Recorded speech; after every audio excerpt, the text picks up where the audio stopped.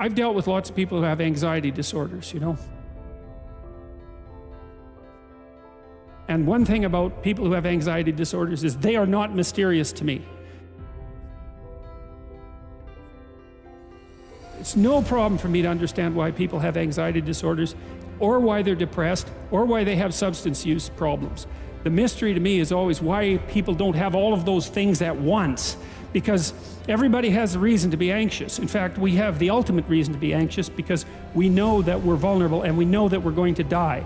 And how you cannot be anxious under those circumstances is a great mystery. It's a massive mystery. And the same thing applies with regards to depression. And then the same thing applies to some degree with regards to drug and alcohol abuse. As I said last week, there's plenty of reasons to drown your consciousness in alcohol, that's for sure. We could refer to the aforementioned anxiety and depression, not least. And the sorts of drugs that people are prone to take are chemicals that take the affective edge off the tragedy of life. So back to the issue of fear.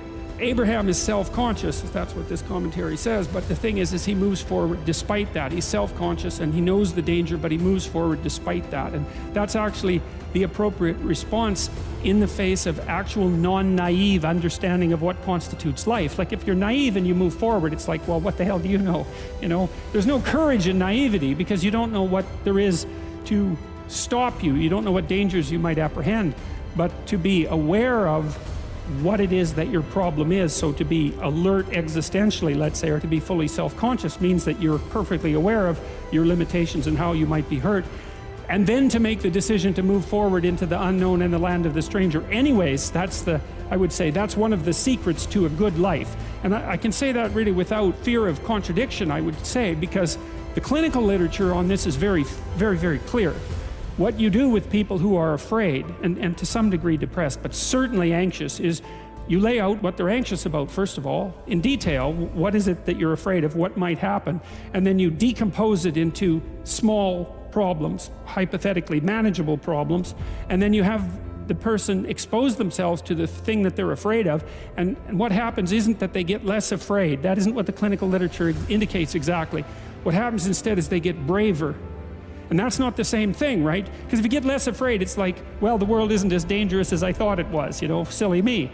If you get braver, that's not what happens. What happens is, yeah, the damn world's just as dangerous as I thought, or maybe it's even more dangerous than I thought, but it turns out that there's something in me that responds to taking that on as a voluntary challenge and grows and thrives as a consequence. And there's no doubt about this. Even the psychophysiological findings are quite clear.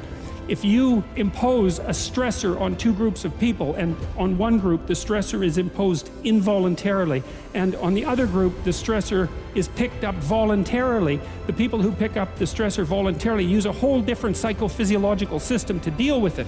They use the system that's associated with approach and challenge, and not the system that's associated with defensive aggression and withdrawal. And the system that is associated with challenge is much more associated with positive emotion and much less associated with negative emotion. It's also much less hard on you, because the defensive posturing system, the prey animal system, man, when that thing kicks in, it's all systems are go for you, you know. The pedal's pushed down to the metal and the brakes are on. You're using future resources that you could be storing for future time right now in the present to ready yourself for emergency. So there's nothing simple or trivial at all about the idea of being called to move forthrightly forward into the strange and the unknown. And there's a real adventure that's associated with that, right? So that's an exciting thing, which is part of the reason why people travel. And then also to see yourself as the sort of creature that can do that, is willing to do that on a habitual basis, is also the right kind of tonic for, I hate this word, for your self-esteem. You know, because the self-esteem has nothing to do with feeling good about yourself. As I already mentioned, there isn't necessarily a reason why a priori you should just feel good about yourself. But if you can view yourself acting in a courageous and forthright manner and encountering the world and trying to improve your lot and taking risks, you know, in a non-naive way, well, then you have something that you can comfort yourself with at night when you're wondering what the whole damn point is of your futile and miserable life.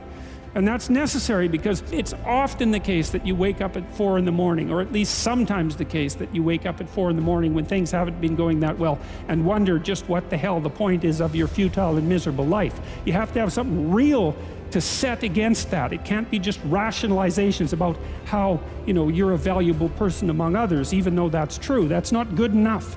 You need something that's more realistic to set against that. And observing courage in yourself is definitely one of the things that can help you sleep soundly at night when things are destabilized a little bit around you.